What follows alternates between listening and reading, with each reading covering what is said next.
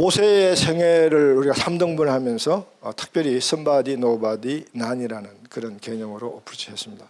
하나님께서는 모세를 이렇게 섬세하게 하나님의 모든 계획 가운데 필요한 인물로 연단해 갔던 사실들을 모세의 생애를 통해서 우리가 묵상했습니다. 성경에 있는 내용만 가지고 읽으면 이런 식으로 잘 정리가 안 돼요. 그래서 오늘 제 강의가 모세의 생애를 잘 정리하는 강의로 여러분 마음속에 정리가 됐으면 좋겠고요. 그렇게 강의를 했는 이유가 바로 하나님 또 우리를 그렇게 들어서시기 위해서 연단해 가신다는 거죠. 그럼 모세를 하나님이 몇 살 때 부르셨나요? 80세. 이 중에 80세 되신 분 계신가요? 네, 나도 아직 80 안 됐어요. 그래서 난 아직도 기다리고 있어. 내가 80세 될 때 하나님 나를 그동안에 연단을 시키셨다가 다시 부르시리라. 네, 기대하시고 그런 마음으로 늘 살아가신 여러분 되시길 이름으로 축복합니다. 예, 이제 근데 하나님이 그렇게 해서 모세를 연단하시고 이제 모세에게 소명을 주실 때 마지막 테스트를 하세요. 그게 이제 지팡이를 던져서 지팡이를 뱀으로 만들게 하는 거잖아요. 그래서 그 뱀의 꼬리를 잡게 하시고, 그래서 하나님이 정말 그 뱀의 꼬리를 잡는 그 위험성을 무릅쓰고라도 모세가 하나님의 사람으로서 하나님께 100% 순종할 자세가 되어 있는가를 확인한 거죠. 모세가 그 시험에 통과합니다. 그렇죠? 네, 그래서 하나님이 사명을 주죠. 내 백성을 여기까지 데리고 오라. 근데 여러분, 이제 우리가 모세가 그도 사역하는 모습을 우리가 쭉 이제 보면 우리가 알 수 있듯이 모세가 정말로 난의 모습으로 돌아가요. 그래서 여러분, 그래서 모세를 우리가 난의 모습, 아무것도 아닌 정말 하나님 없이, 하나님 인도하심 없이는, 아무리 내가 유능한 왕자의 훈련을 받았어도 하나님 인도 없이는 그 아무짝에 쓸 수 없다. 바울이 자기의 모든 그동안의 지식들을 다 배설물로 여기고 오직 자기 삶 가운데 그리스도만 살게 했던 그래서 자기 자신을 날마다 죽이는 그 바울의 모습과도 똑같이 오히려 더 그런 면에서는 더 온유에 성한 그런 모세의 모습을 우리가 읽고 그런 모습을 우리가 배워야 되는데, 그래서 우리 모세를 표현할 때 온유의 성한 자다. 근데 그 온유란 단어가 예수님의 팔복 가운데 다시 나타나요. 온유한 자는 복이 있다.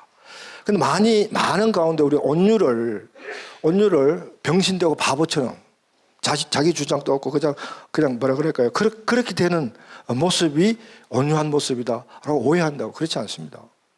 온유는 자기의 모든 능력을 하나님의 쓰임 받도록 자기 중심성을 다 내려놓는 그 상태가 온유예요.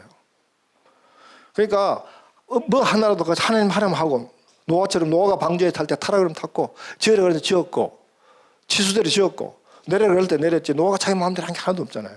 그래서 노아도 온유가 성한 자였다. 온유한 자 노였다.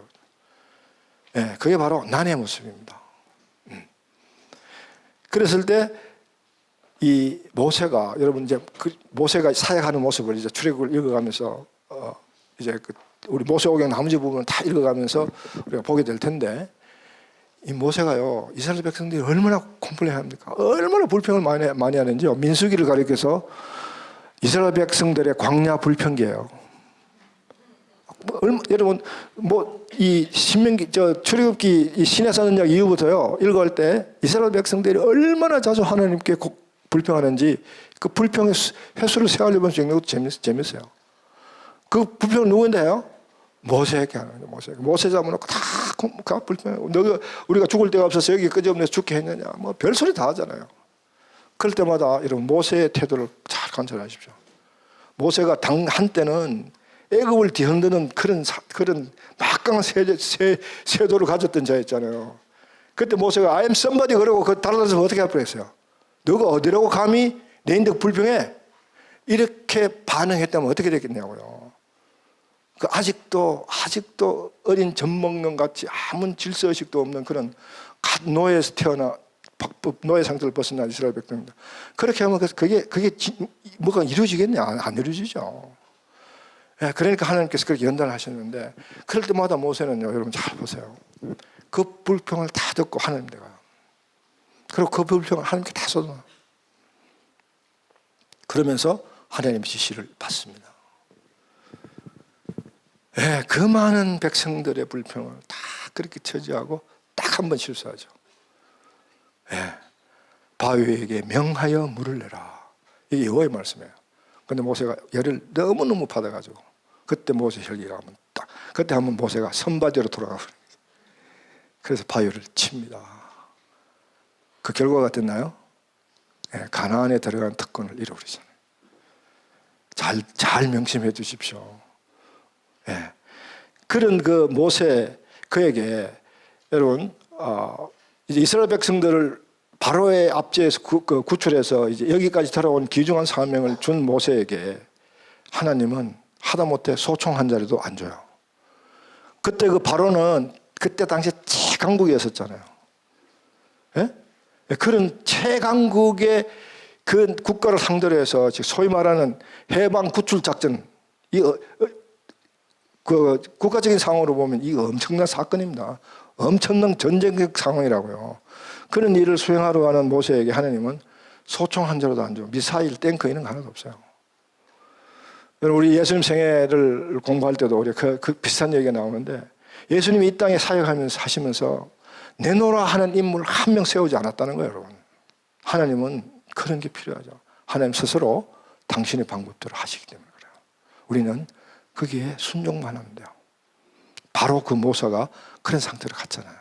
그렇게 모세가 갑니다. 가서 또 하나님이 전지전능하시고 모든 것들이 창조주 되신 하나님이 바로에게 딱 한마디로 제압해서 끌어낼 수 있는 하나님이 재앙을 10가지나 내린 후에야 그 일을 석세하게 하시느냐고요. 예, 여기에 우리 또 중요한 메시지들이 있는데 우리 한번 살펴보면 이스라엘 백성들은요 430년 동안 애굽에서 노예로 살았다 그랬습니다. 예, 그러니까 그 430년 동안 여호와가 누구인지를 몰라요. 뭐 그때 뭐 성경 공부나 뭐 그런 하나님 임재가 그때 없었으니까 뭐 당연히 모르죠. 얼마나 몰라서 모세도 하나님 직접 떨기나무에서 부르시는 그 앞에서도 모세가 하나님 누군지 몰랐잖아요. 그래서 모세가 뭐라 그랬나요? 아니 당신 도대체 무슨 신이냐? 이름을 대라. 그때 뭐 하나님 이런 개념도 없었으니까 이름 좀 가르쳐 줄 수 없겠냐? 그러니까 하나님 뭐라고 대답했나요? 나는 스스로 있는 자다. I am who I am. 한문으로 얘기하면 자유자재한 분이다. 예. 그래서 그리고 그것도 안 돼서 답답해서 좀 보여주세요. 세상 우상들은 다 모습이 있는데 그렇죠? 도끼 든 자도 있고 별미한 우상들이 다 있는데 왜 여호와 스스로 있다고 말하는 그 이름을 가진 이 여호와는 모습이 어떤 것 좀 보여주면 안 되겠냐? 그러니까 하나님이 나를 보면 죽으니 내 등을 지나가라. 빨리 지나갈 때 등 봐라. 그것 빨리 지나 금방 봤어요. 근데 금방 그렇게 본 그 모세가 나중에 어떻게 됐나요? 얼굴에 광채가 나서 수건으로 가렸더라. 예, 하나님을 보면 그렇게 된 줄 믿습니다. 오늘 우리는 어떻게 하나님을 볼 수 있나요? 예, 성경을 통해서 예수 그리스도를 통해서 우리는 하나님을 볼 수 있습니다. 403년 동안 그 존재를 모르고 있었던 이스라엘 백성들에게 하나님의 존재를 알리는 거죠. 여러분 이 10가지 재앙은요, 10가지 재앙은 애굽의 신들과 다 연결되어 있습니다. 그래서 여호와 하나님이 애굽의 신을 보고 또는 섬겼거나 했던 그런 히브리 민족들에게 이스라엘 사람들에게 이제 구출할 여호와는 너희들이 본 그 우상 같은 신보다는 비교가 안 되는 훨씬 그들을 제압하는 신이다라는 걸 보여주시는 거죠. 예. 그렇게 해서 이제 그런 이유 때문에 10가지 재앙을 이제 주시면서까지 이제 이스라엘 백성들을 이제 구출하게 되는데 그게 바로 이스라엘 백성들을 향한 하나님의 성경 공부예요. 하나님 누구이신가를 알려주는 거죠. 하나님은요 그만큼 하나님 누구이신가를 알아주는 일에 너무 관심이 많으세요. 저들이 내가 여호와임을 알리라. 예. 이 구절을 읽을 때마다 하나님의 그 열망, 하나님의 그 안타까운 마음, 우리가 하나님을 모르고 우리 멋대로 하나님을 아는 그 일에 대해서 하나님 너무 안타까워하시는 그 모습을 마음속에 꼭 품으시기 바랍니다. 저들이 내가 여호와임을 알리라. 하나님은 우리의 여호와가 되고 나의 하나님이 되고 싶어요. 그 말은 무슨 얘기냐면요, 나의 찬송을 받기를 원한다. 이사야서 43장 21절처럼 저들은 내가 나를 위해 지었나니 저들은 나를 위해 지은 내가 나의 찬송을 부르게 하려 함이더라. 찬송 부르게 한다. 그게 아니에요. 그 찬송은요, 찬송과 노래 찬송 그 얘기를 하는 거 아니에요. 우리의 삶을 맡기는 거야. 삶으로 하나님을 높여드리는 거야. 그 말은 다시 말을 바꾸면 자기 중심성을 내려놓고 여호와의 주권을, 여호와의 통치를 내 삶의 원리로 삼는 거야. 그 얘기가 똑같은 얘기예요. 지금 이게 이스라엘 백성들의 주인은 지금까지 너희들이 봤던 애굽의 잡신들이 아니라 여호와 스스로 있는 자, 바로 내가 그런 자다. 내가 내 삶을 이끌어가고 주관하고 섭리해 간다는 사실을 보여주기 위해서 10가지 재앙을 내린다. 여기서 여러분 성경을 가다 보면 네 번째 재앙서부터는 고센 지방에 이르지 아니한다는 표현이 나와요. 그 표현을 잘 기억해 두셨다가 계시록을 읽을 때 이 표현을 기억하셔야 돼요. 네. 계시록의 3가지 심판 시리즈는요, 계시록 가서 잠깐 말씀을 드릴 텐데, 이 건너뛰는 게 있어요. 매우 중요한 개념입니다. 하나님이 당신의 백성을 인치시는 이유가요, 바로 이런 재앙으로부터, 이런 정말 고통스러운 상황으로부터 건너뛰시려고 하나님 인치시는 거예요. 이 같은 얘기예요. 네 번째 재앙부터는 고센 지방이 되지 않는다. 하나님 백성은 하나님의 방법대로 보호해 나가신다. 그 메시지를 분명히 던져주는 거죠. 그러므로 여러분 계시록은요, 구약적 배경, 구약적 언더스탠딩이 없이 읽어버리면 별개 책이에요. 그러다 보면 계시록은 예수님 언제 오는가 그걸 보여주는 책이라고 오해를 해가지고 막 그거 연구. 지금 교회사적으로 그거 연구해서 얘기했다가 이단 안 된 종파는 하나도 없습니다. 그리고 모든 이단은요, 예수님 재림과 딱 연결되어 있는 거예요. 그러니까 재림에 관심 갖지 마세요. 예수님도 모른다는 걸 왜 우리가 알기를 원하세요? 그리고 우리가 전도서 공부할 때 하나님의 때와 사람의 때에 대한 얘기를 짧게 말씀드리려고 준비하고 있는데, 성경을 읽을 때 이 때에 대해서 분별할 수 있는 지혜가 필요합니다. 성경에 나오는 얘기의 때가 하나님의 때인지 사람의 때인지를 분별해내야 성경이 바르게 풀려요. 그게 바로 신의와 인의와 같은 개념과 같은데, 그거를 분명히 분별할 수 있는 분별력이 성경의 영성을 통해서 얻어져야 되고요. 그것이 계시록을 읽을 때 적용이 돼야 돼요. 성경의 때나 지금 계시록의 때를 미리 말씀드리면 하나님의 때요, 카이로스. 카이로스의 때를 인간의 때, 크로노스의 때로 자꾸 분석하려니까 성경을 오해하게 되고 엉뚱하게 풀어버리고 우리의 믿음이 엉뚱한 방향으로 흘러가 버린다는 거죠. 굉장히 중요한 팁입니다. 이게 성경을 통념적으로 이해해야 할 이유가 여기 있어요. 그 성경을 전체적으로 그런 맥락을 먼저 이해하고 성경들을 정독해 나가야지, 그냥 그런 건 없이 성경을 정독하면서 막 하다가 보면 자의적으로 성경을 막 풀어버리고 내 생각대로 막 풀어버리고 내가 원하는 대로 풀어버리고 내 귀를 즐겁게 한다. 디모데후서 4장 3절 기억하십시오. 그걸 첫 시간에 그걸 읽고 시작한 이유가 크게 있다는 거죠. 자의적으로 성경을 풀면요, 반드시 망하게 돼. 성경이 가르쳐. 너 성경을 임의대로 풀다가 너 다 망한다. 예. 그래서 그런 맥락에서도 여러분 성경을 잘 이해하셔야 되는데, 그 다음에 이스라엘 백성들이 드디어 이제 출애굽을 해가지고 하나님의 명령하신 대로 모세가 이스라엘 백성들을 떨기나무 하나님을 만난 그곳까지 인도해 왔습니다. 자, 여기에 구약에서 가장 중요한 언약을 이제 공부하게 됩니다. 출애굽기 19장 4절에 6절 말씀. 제가 읽습니다. 내가 애굽 사람에게 어떻게 행하였음가? 내가 어떻게 독수리 날개로 너희를 업어 내게로 인도하였음을 너희가 보았느니라. 세계가 다 내게 속하였나니 너희가 내 말을 잘 듣고 내 언약을 지키면 너희는 모든 민족 중에서 내 소유가 되겠고 너희가 내게 대하여 제사장 나라가 되며 거룩한 백성이 되리라. 너는 이 말을 이스라엘 자손에게 전하라. 이게 시내산 언약의 핵심입니다. 이걸 먼저 설명드리고 그 다음에 언약 전체에 대한 공부를 짧게 해보려고 그러는데, 우선 이 핵심이 이거예요. 시내산 언약의 핵심과 의미는 이렇게 정리할 수 있다는 거죠. 자, 핵심 내용은 바로 이 3가지로 요약할 수 있어요. 내 소유가 되겠고, 그리고 제사장 나라가 되며 거룩한 백성이 된다. 이게 시내산 언약의 핵심입니다. 그런데 이 시내산 언약의 이 3가지 핵심을 이해하기 위해서는 그 부수적인 상황을 꼭 이해하셔야 돼요. 그 지금 내가 애굽 땅에서 너희들 행해서 독수리 날개를 업어 여기까지 인도하였다. 그 상황을 쭉 설명해 준 거죠. 예. 그거는요 사실 애굽에서 여기까지 온 것보다는 그 앞으로 더 거슬러 가가지고 너희들이 내가 왜 너희들을 택했느냐 그 설명까지 다 포함될 수 있는 얘기입니다. 그 얘기는 우리 레위기 공부할 때 조금 하도록 하고요. 자, 그러면서 하나님께서 모세를 통해서 이스라엘 백성들이 얘기할 때 세계가 다 내게 속하였다. 그 얘기를 저는 강조처럼 하지만은 이 말도 굉장히 중요해요. 그 다음에 너희는 모든 민족 중에서 그런 상황 중에서 모든 민족 세계는 다 내 것이다. 같은 내용이에요. 그런 중에 내가 너희 히브리 민족 너희들을 내가 택하였다. 그 강조하는 이유가 제사장 나라의 개념을 분명히 이해시키려고 한 거예요. 그럼 나중에 결론적으로 보면 유대 민족들이 나중에 이 신의 언약이 배타성을 띠기 시작합니다. 세계가 다 내 건데 특별히 너희들이 선택해서 그러고 나머지 부분과 너희들이 관계를 연결시켜주는 제사장 역할을 하기 위해서 너희들을 뽑았다. 그걸 강조하는 거죠. 제사장, 그럼 우리가 전에 얘기할 때 프리스트라는 개념으로 설명했죠.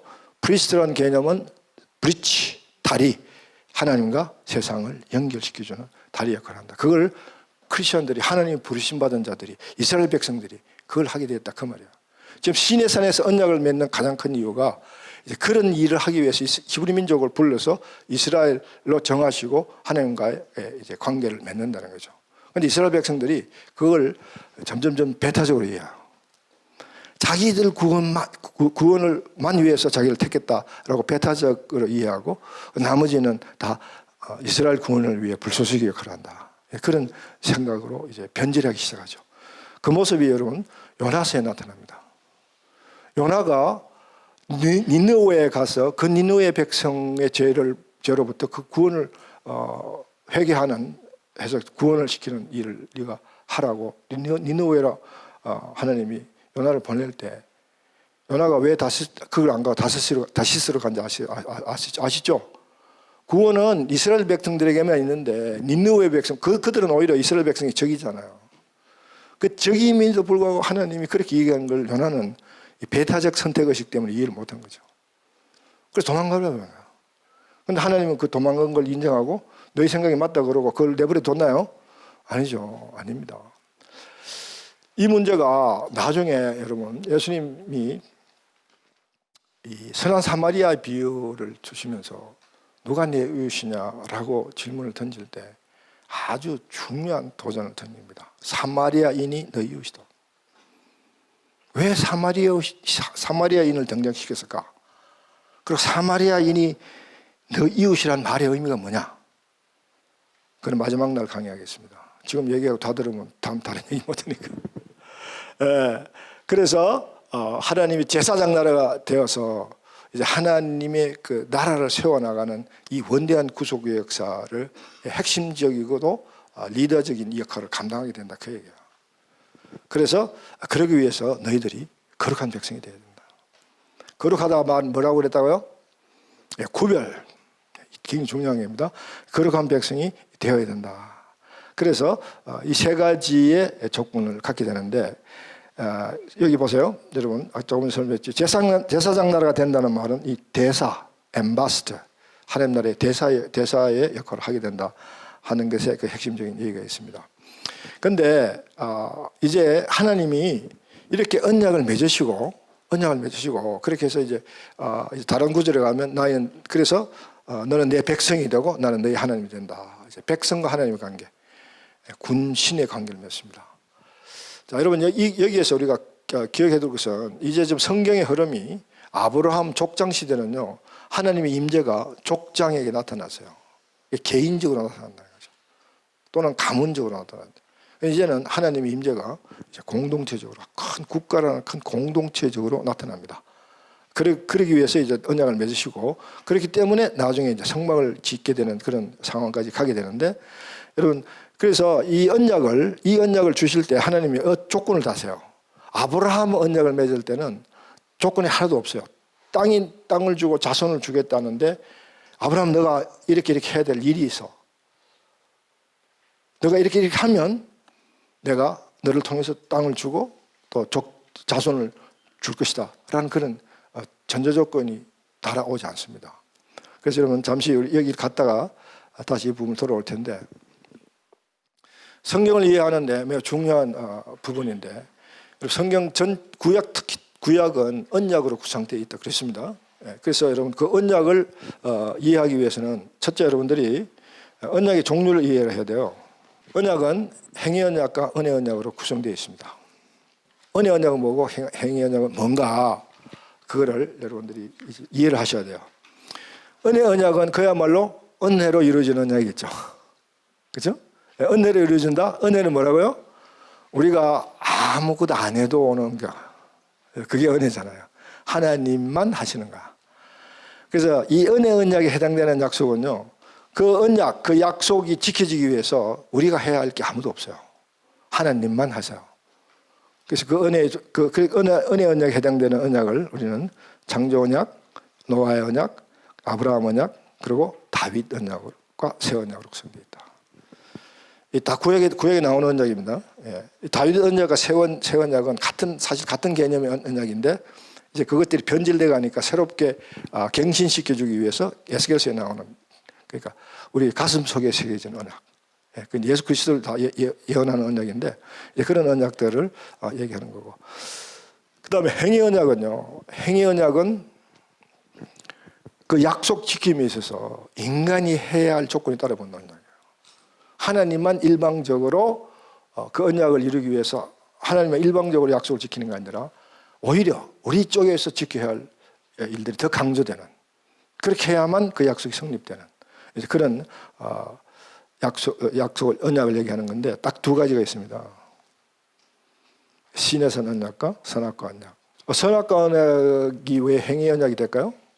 예, 선악과 언약에 우리 인간이 해야 할 행위가 따라 나오죠. 어떤가요? 뭐가 따라 나와요? 우리 인간이 뭘 해야 돼요? 예, 따먹지 않는 행위를 해야 돼요. 예. 그리고 신의 언약은요, 예, 우리가 지켜야 할 의무 조항이 따라 나온다. 그것이 내 말을 잘 듣고 내 언약을 지키면, 조건이 딱 따라오는 거죠. 하나님 말을 잘 듣고 하나님 주신 언약을 지켜야 된다. 그게 바로 신의 언약이 행위 언약이 되고, 행위 언약의 핵심은, 이 언약이 지켜지기 위해서는 반드시 우리가, 이스라엘 백성들이, 더 나아가 신약 백성들이 우리가 하나님의 규례와 명령을 지켜 행해야 돼요. 그래서 여러분, 지켜 행한다는 말이 이제 아주 핵심 주제로 나옵니다. 출애굽기 19장 이후부터요, 지켜 행하는 그 의무 조항, 그 의무가 우리 믿음의 핵심이 되는 거예요. 행함이 없는 믿음은 죽어버린 믿음이 되는 거죠. 삶 자체가 믿음이에요. 삶으로 그 하나님 명령 규례들이 삶으로 나타나야 된다. 네. 자, 마지막 이 부분에서 이제 마지막으로 볼 것은, 이 말을 너희 자손에게 전할지니라. 이 말은 이제 이와 같은 언약을 맺었다는 이 사실, 이 팩트를, 이런 일이 시내산에서 이런 일이 있었다는 것을 하나의 역사적 사건으로 너희들 자손에게 교육시켜, 그 얘기가 아니에요. 지금 이 시간 이후부터 이 언약은 모든 이스라엘 자손에게 다 해당되고 지켜져야 된다. 그걸 강조하는 거죠. 구약이 끝났는데 신약에서 왜 그게 필요해요? 이스라엘 백성들이 구약에서 끝났는데 신약에서 왜 이게 필요하냐고요. 신약이 여러분은 누구예요? 우리가 뉴 이스라엘이에요. 새 이스라엘이에요. 우리는 아브라함의 영적 자손이 된 거죠. 그러니까 우리는 그대로 이스라엘 자손으로 남아있는 거예요. 그렇다면 이 신의 언약은 구약에서 끝난 게 아니고 여전히 신약으로 이어지는 거예요. 그래서 예수님은 이 신의 언약에서 주어진 의무조항, 그게 뭐냐면 우리가 금방 설명드릴 십계명입니다. 신의 언약 19장에서 신의 언약을 주시고 20장에서 바로 하나님은 십계명을 주신다고요. 이게 바로 너희들이 지켜야 할 의무조항이에요. 그리고 그 십계명을 풀어선 게 레위기예요. 사실은 레위기의 그 아주 길고 뭐 그냥 지루하고 막 아주 그냥 헷갈리는 많은 얘기들을 딱 요약하면 십계명으로 딱 요약돼요. 이것마저도 10가지 조항 막 골치 아프고 복잡하니까 예수님은 더 요약시켜버리죠. 예, 하나님 사랑, 이웃 사랑. 이게 바로 성경 영성의 핵심이에요. 그게 바로 우리 삶이다 이 말이에요. 우리가 구별된 삶, 지금까지 구별된 삶 굉장히 막연하게 얘기해 왔는데 이제 이게 구체적으로 들어가기 시작합니다. 구별된 삶이 뭔가요? 그러면 하나님을 사랑하는 삶, 그리고 이웃을 사랑하는 삶. 이 두 가지가 한 사람으로 묶어지는 삶, 그것이 바로 이 사랑이고 삶이다 그 말을 지금. 그래서 십계명에 대한 영성은 이제 조금 있다가 레위기를 공부할 때 그때 다시 요약해 드려야 되는데, 자 여러분 이게 정리가 됐나요? 이 굉장히 중요한 부분이기 때문에 지금부터 이 시간 이후부터 여러분 이 모든 것들이 이제 은혜의 흐름, 은혜가 아니라 이 언약의 구속의 역사가 약속의 흐름으로 이어진다는 사실. 그래서 이 피크의 가장 정점에 뭐가 와 있냐면 신해산은요. 신해산 언약의 정점에 따라 나오는 핵심 진리가 뭐냐면 바로 십계명의 영성을 가지고 살아가라, 지켜 행하라. 내 말을 잘 듣고 내 언약을 지키면 하나님의 당부의 말씀은 바로 지켜 행하면 달려있다. 그래서 여러분 신명기 28장, 레위기 26장, 신명기 28장을 바로 이 부분을 강조하는 부분이에요. 자, 레위기는 신명기를 풀어선 책이라고 그랬습니다. 십계명을 풀어선 책이라고 그랬습니다. 그리고 끝에 가서 26장, 레위기가 27장까지만 26장에서 레위기를 마감하면서 이제 하나님께서 모세를 통해서 이스라엘 백성들에게 강조하는 게 뭐냐면 너희들이 이 법을 지키면 복받고 안 지키면 내가 너희들을 흩어버린다. 다시 흩어버린다. 잘 기억하세요, 여러분. 이게 복받는, 하나님과 함께 해야 복받는다는 비결이 여기 숨어 있는 거죠. 지켜 행하면. 이제 여호와께 가까이 하면 복받는다는 그게 어떻게 하면 그렇게 되는가가 조금씩 굳혀야 됩니까? 안 돼도 할 수 없고, 더 이상 어쩔 수 없는 거죠. 여러분하고 하나님 관계 속에서 해결하세요. 예. 그게 지켜 행해야 된다. 이게 핵심이에요. 그러니까 모세가 신명기는 모세가 이스라엘 가나안 땅에 들어갈 2세들에게 하는 설교거든요. 1세는 결국 광야에서 다 죽잖아요. 여러분 아시는 대로. 그게 이제 출애굽기 스토리라인입니다. 가데스 바네아에서 반역을 일으켰다가 하나님이 괘씸해가지고 이스라엘 백성 1세를 적사시키려고 그러다가 모세가 간절히 기도하니까 그 죽음을 딜레이 시키니까 하나님은 하나님 방법을 바꾸지 않습니다. 조금씩 그런 식으로 변경하지만 하나님은 끝내 하나님 뜻을 이루시는 분이세요. 그 말은 무슨 얘기냐면요, 여러분들이 앞으로 기도하실 때 여러분의 뜻을 하나님께 관철시키려고 강창한 기도를 하지 마시라는 얘기예요. 하나님 그렇게 안 바뀌십니다. 하나님 그렇게 바뀌시는 분 같으면 그런 하나님 믿을 수 없어요. 여기 가서 저 사람 듣고 저렇게 변경해보고 여기 가서 이 사람 말 듣고 이래 바뀔 하나님, 근데 하나님 내가 왜 못해요? 여러분 신명기 6장에 하나님은 신실한 한 분이시다라고 모세가 유독히 강조한, 2세들이 강조한 이유는요, 신실한 하나님, 언약을 절대로 지키는 하나님, 절대로 거짓말하지 않고 절대로 변화하지 않고 절대로 방법을 바꾸지 않는 하나님이시다 그 말이에요. 그 하나님께 우리는 기도를 어떻게 해야 돼요? 결론 났잖아요. 하나님 방법에 맞게끔 기도합니다. 그러면 여러분 우리가 100% 응답받는 기도는요, 하나님 방법에 맞는 기도예요. 그게 틀려지면 하나님 절대로 우리 기도 응답 안 해줘요. 막 그냥 철회한다고 응답해 주는 것도 아니고, 소나무 뽑으면서 기도한다고 응답하는 것도 아니고, 바위를 있는 대로 깨고 기도해도 하나님이세요. 하나님은 하나님 방법대로만 가는 거예요. 그걸 강조하는 거지 지금요. 지켜 행하면 내 방법대로, 하나님 방법대로 지켜 행하면 내 방법이야. 내 방법대로 지켜 행하라고 자상하게 준 게 레위기잖아요. 우리 그게 자꾸 딴 걸 붙여가지고 딴지를 걸어가지고 따로 바꾸고 내가 편리야, 내가 지키도록 쉽게 그걸 바꾸고 자의적으로 바꾸고, 그거 하나님 무시하는 짓이요. 하나님 진노를 받는 일이에요. 절대 그러지 마세요. 안 그러려고 성경 읽으라 그런 거 아니에요. 그러니까 내가 성경 속으로 들어가야지 성경을 내 삶으로 끌어들이려고 그러지 마세요. 그런 성경 읽기에 오류를 범하지 마시라는 거죠. 그게 바로 제가 여러분에게 지금 핏대 내면서 강조하는 이유가 그겠습니다. 우리가 얼마나 성경을 지금까지 엉뚱하게 잘못된 방법을 읽어서 열심히 성경 읽었는데 하나님 주신 복을 다 놓쳐버립니다. 얼마나 안타까워요. 그렇죠? 네. 여러분 성막도 그렇습니다. 하나님이 십계명을 주시고 곧 이어서 주신 게 성막이에요. 이 성막이 아까도 얘기했지만은 성경에서 단일 사건을 이렇게 금송아지 사건도 나오고 성막도 나오는데, 출애굽기 마지막 부분들이 성막으로 다 장식되어 있는데, 성막에 대해서 제가 가끔 가다가 좀 열나면 성막 강의를 합니다. 그것도 귀하고 좋은 건데 핵심 뭐냐면요, 하나님이 그 임하신다. 하나님 임재. 하나님이 우리와 함께 하시려고 오시기 위해서 만든 거. 그 핵심을 놓치고 된다고. 하나님 우리 언제 함께 하셨나요? 그 전에 개별적으로 하나님과 함께 했어요. 아브라함에게 함께 했고요. 야곱에게 함께 했고요. 요셉에게 함께 했고요. 모세까지 함께 했습니다. 그 위로 신에선 언약을 기점으로 하나님이 개별적으로도 함께 하시지만은 더 하나님의 큰 사역은, 역사는 뭐냐면 공동체로 임하는 거예요. 이제 이스라엘 공동체 가운데 하나님이 임하시는 거예요. 에덴에서 임했던 것처럼. 그러니까 에덴에서 하나님이 함께 인간들과 함께 해도 아담과 이브가 죽지 않은 것처럼, 죄를 범하기 전에. 그러니까 이제 하나님이 다시 성막을 통해서 우리 가운데 오시는데, 하나님 우리를 만나러 오시는데, 우리가 우리 마음대로 그 하나님 만나러 가면 죽으니까 안 죽고 만나 주시려고 성막을 만들어 주신 거야. 성막을 만드셔서 하나님이 이런 과정을 다 주셨잖아요. 여러분, 이 과정을 주신 이유가 그냥 자의적으로 준 거 아니야. 이런 과정, 이 의미, 이 영성 하나하나를 거쳐서 지성소에 있는 나를 만나라. 하나님 만나러 가는 길은 뭐야? 한마디로 다른 말로 바꾸면 하나님 방법이야. 그 얘기예요, 여러분. 여러분, 하나님을 예배하는 것도 하나님 방법으로 예배해야 돼요. 내 기분, 내 감정, 내 은혜, 그게 예배의 핵심이 아니라는 거야. 예배를 가운데 하나님 만나야 되고, 그렇게 하나님 만나기 위해서는 예배가 하나님 방법대로 이루어져야 된다는 거죠.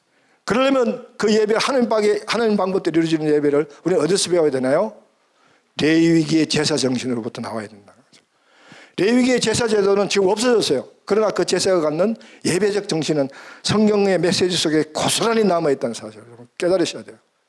그래서 예배가 회복돼야 돼요. 레위기적 제사적 정신의 예배가 회복돼야 돼요. 성막의 정신이 회복돼야 돼요. 그래야 하나님을 바로 만난다는 거예요. 우리는 얼마나 많은 예배를 웨이스트하고 있나요? 많은 예배를 자의적으로 드리고, 내 감정, 내 기쁨, 내 감성, 내 은혜, 충만, 그걸 위해서 예배를 오도하는 경우가 있다는 거죠.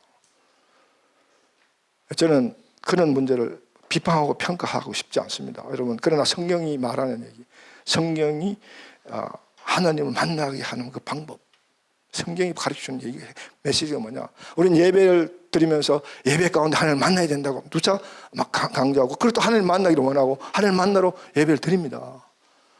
정말 하나님을 만납니까? 여러분, 자의적으로 하나님을 만나면 어떤 사건이 벌어지는지 아세요? 성경은 너희 멋대로 하나님을 만나면 적시 죽는다. 우사가 법궤를 마음대로 지었다가 적사해버린 거.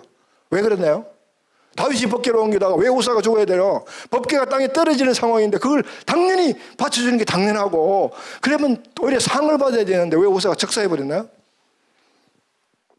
그게 영적 이유가 있습니다. 법궤가, 이스라엘 백성들이 법궤를 맬 때, 이 법궤가 그 블레셋 진영에 갔다가 돌아올 때 소에 실어서 돌아왔잖아요. 그런데 그 사람은 안 죽었거든요. 그런데 왜 이스라엘 백성들이 그렇게 옮기다가 죽어야 되나요? 율법이 이스라엘 백성에게 주어졌고, 그 율법에 보면 법궤를 옮길 때는 반드시 제사장들이 궤에 메고 어깨에 메라. 자기 멋대로 했다 이거 말이에요. 지금요, 하나님 방법대로 옮기지 아니하고 자기들 편의대로 옮겼다가 적사하는 사건이 벌어졌다는 거예요. 오늘 우리 예배 가운데 이런 현상은 일어나지 않고 있나요? 성경을 우리가 읽어야 할 이유가 여기도 있습니다. 우리 하나님을 예배 가운데 하나님을 만나 하나님 방법대로 신위, 인위를 내려놓고 신위로 돌아가야 된다. 절대 기억하세요. 성경을 읽고 정말 하나님을 바르게 찬양하는 게 뭐고, 하나님을 이렇게 찬양해도 되느냐 이 말이에요. 지금 그걸 보여주시잖아요. 성막은 하나님을 바르게 만나는 길을 가르쳐주는 거죠. 그런데 이스라엘 백성들은 그 성막을 짓는 과정에 이와 같은 사건을 벌이게 됩니다. 이게 오늘 우리의 모습이다 이 말이에요. 여러분, 우리의 예배의 모습이 일 아니기를 간절히 바랍니다. 레위기의 핵심 구절은 내가 거룩하니 너희도 거룩하라. 그게 핵심 구절이에요. 레위기는 내가 거룩하니 너희도 거룩하라. 이 얘기가 뭐냐면요, 바로 십계명의 구조를 갖는다는 얘기죠. 십계명은 하나님 사랑 이웃 사랑 그랬잖아요. 십계명 1에서 네 번째 계명은 하나님과의 관계를 설정하는 규례입니다. 바로 이 구조가 10계명의 이중 구조에 딱 맞는 거죠. 5계명에서 10번째 계명까지를 우리는 이웃과의 관계로 정립합니다. 이제 10계명 구조를 조금 이따 다시 설명해 드릴 텐데, 바로 이 레위기가 10계명의 강론이다, 그렇게 이해하셔야 돼요. 10계명의 이중 구조를 가지고 레위기를 풀어선 거예요. 그렇게 생각하고 레위기를 읽어야 레위기가 주는 메시지를 찾아내요. 그럼 그거 없이 레위기를 읽으면요, 막 피 얘기도 나오고 뭐 먹으라 먹지 마라 막 헷갈리는 거야. 그게 무슨 의미인지 모르니까, 아이고 하나님 왜 성막에도 주로해 죽겠는데 좀 재미있게 읽으려고 레위기를 읽으려고 왜 레위기를 또 이렇게 읽을 때 고생하게 하시나요? 그런 한탄만 나오는 거죠. 지금까지 레위기 꺼내봤던 사람 한 사람도 못 만났습니다. 예, 레위기를 은혜스럽게 읽기 위해서 우리는 레위기에 나오는 제사제도 중에 제물을 다듬는데 여러분 꼭 그 의미를 이해하시면 되겠습니다. 자, 여러분 시간이 많지를 않으니까 그냥 제가 이렇게 화면으로 띄워드릴 테니까 내용이 다 떴거든요. 제물을 다듬는다는 핵심이 뭐냐면요, 제물을 다듬는다는 핵심은 자기가 죽는 거야. 결국 자기 죽는 게 자기 중심성 내려놓기. 밑에 두 번째, 제 예배 참호 의미는 자기가 죽는다는 것과 관련돼요. 여러분, 오늘 여러분의 예배 가운데 여러분의 죽음이 어느 부분에서 나타나나요? 예배 어느 순서 가운데 여러분이 죽나요? 또 로마서의 삶으로서 예배, 산제사로서 예배 가운데 여러분 어느 순간에 여러분이 제물로 주님께 바쳐지면서 죽나요? 그게 핵심이에요, 여러분. 그런 것들이 안 일어나는 예배, 그런 것이 안 일어나는 삶, 그게 성경적으로 무슨 의미가 있나요? 그걸 한번 생각해 보시라고요. 우리 신앙생활이 그렇게 의미 없는 신앙생활을 해서 하나님과 관계가 과연 회복되겠나요? 말이죠. 그렇죠? 다시 얘기합니다. 복은 하나님과 관계 맺는 데서 일어나는 거죠. 그러니까 어떻게 관계를 맺어요? 바로 10계명에서 하나님 정해 주세요. 나를 사랑하고 이웃을 사랑해라. 점점 구체화되죠. 그럴 가운데 하나님과 함께 하게 된다. 매우 중요한 메시지입니다. 그걸 놓쳐버리는 성경 읽기, 그걸 놓쳐버리는 신앙생활, 그것이 없는 신앙생활, 이게 무슨 의미 있는 신앙생활이냐 말이죠. 그런 생각을 깊이 하시기를 바랍니다. 결국 모세 출애굽까지 커버하는 성경이 모세 오경 5권의 책을 가지고 출애굽기 시대까지 커버하고 있는데, 여러분 모세 오경에 전부 나오는, 지금 이 레위기와 같이 전부 나오는 율법의 개수가 613개라고 합니다. 제가 세알려 본 거 아니에요. 누군가 열심히 세워서 인터넷에 뜨길래 확인도 안 하고 써먹는데, 근데 대개 책에 보면 다 그렇게 나와요. 그냥 많은 부분이 613개를 하니까 저도 써먹는데, 여러분 욥기에 보면 드디어 하나님이 욥을 만나줍니다. 그래가지고 욥이 자꾸 자기가 억울하니까 하나님과 대면하겠다 그러니까 하나님 나타나셔서 38장부터입니까? 거기서 하나님이 욥에게 질문을 던집니다. 제 1질문이 뭐 여러분 기억하실 거예요. 내가 땅에 기초로 살 때 내가 어디 있었느냐? 욥이 도저히 답변할 수 없는 질문이에요. 이와 같은 질문을 70개를 던진다고 그래요. 나는 아무리 세워도 68개까지밖에 못 찾았어. 그래서 613개를 찾는데, 이거 어떻게 찾았는지 모르겠지만 613개가 맞는데, 613개의 개수는 중요하지 않아요. 여러분이 꼭 기억하면서 이 모세 오경에 나오는 율법을 꼭 정리하셔야 돼요. 자, 613개의 토마스 아퀴나스라는 중세의 그 가톨릭 신학자는 율법을 이렇게 세 분류로 분류했습니다. 의식법, 시민법, 도덕법. 의식법은 그 영어로 보면 ceremonial law로 되어 있는데, 그야말로 제사, 의식, 의전과 관계되는 법이에요. 제사법, 그 다음에 성결법, 정결법, 유대인 표현을 보면 코셔법, 유대인 음식을 코셔 음식이라고 그러잖아요. 뭘 먹으라 유대인들은 아직도 구약에 먹으라 먹지 말라, 비늘 있고 없고 이런 거 아주 계속해서 소위 경건주의 유대자, 오르토독스 주들은 그걸 그대로 지켜요. 어느 정도 지키느냐면요, 미국의 오르토독스주의 랍비들은요, 자기 마누라고 얘기할 때도 히잡을 써요. 아직도 그렇게 그 자체를 어떠면요, 그 원리를 지키는 그 정신으로도 본받아야 돼요. 하나님 주신 그 원리대로 살아가려고 하는 그거는 참 우리 신약 백성들도 그걸 본받아야 되는데, 어쨌든 성결법이 거기에 해당되는데, 그리고 이제 형법, 민법, 그러니까 사람이 이웃과의 삶 가운데 그 질서를 유지하며 살아가게 하는 그 법들, 그렇죠? 그 형법, 우리식으로 얘기하면 형법, 민법 이런 것들, 이런 법들은 시민법에 속하는 거죠. 이를테면 소를 죽였으면 그 소 한 마리 플러스 25% 보상해라. 그 25%의 보상법이요, 주이시들의 이자율이에요. 사실 유대인들이 돈을 꽂아대 이자 받지 마라 그러면 유대인들이 굉장히 고리대금 없지. 25% 법을 가지고 있으니까. 예, 하여튼 그런 것들은 시민법에 해당되고요. 그리고 마지막으로 도덕법에 해당되는 것은 십계명. 십계명은 도덕법에 해당된다. 자, 이렇게 세 분류로 정리하죠. 예수님은 율법에 대해서 어떻게 멘트를 하냐면요, 이렇게 멘트해요. 이제 신약 읽어보면 그런 부분 읽었던 기억이 났을 텐데, 내가 율법을 폐하러 온 줄 아느냐? 율법을 완성하러 왔다. 구조 생각나죠? 그 다음에 또 예수님이 또 이렇게 멘트를 했어요.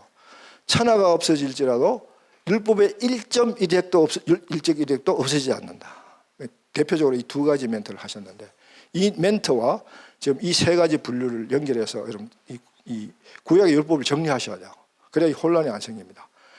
예수님이 내가 율법을 완성하러 왔다 라고 했던 그 율법은 의식법입니다. 이 의식법은 예수 그리스도에 의해서 완성됐어요. 무슨 말이냐면, 지금 쉽게 한마디로 얘기하면 지금 신약 백성들은 제사를 안 지냅니다. 짐승을 잡아서 제사 안 드려요. 그렇죠? 구약의 이 제사, 짐승을 잡아서 죽이는 이 제사는요, 그 유효기간이 1년이에요. 그래서 매년 대속죄일에 이스라엘 백성들은 자기의 죄를 정가시킨 짐승을 대신해서 죽이고 그 죄의 면제를 1년 동안 받습니다. 그 짐승을 죽여서 태워서 불에 다 태워서 저는 소위 번트 오프링. 그런데 그 제물 역할을 누가 해주셨나요? 예, 구약의 제물은 유효기간이 1년이기 때문에 1년에 매년마다 자기가 죽을 때까지 매년 들어야 돼요.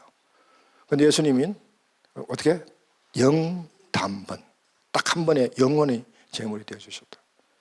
그래서 우리는 죄의 문제는 예수 그리스도를 통해서 영원히 해결된 줄로 압니다.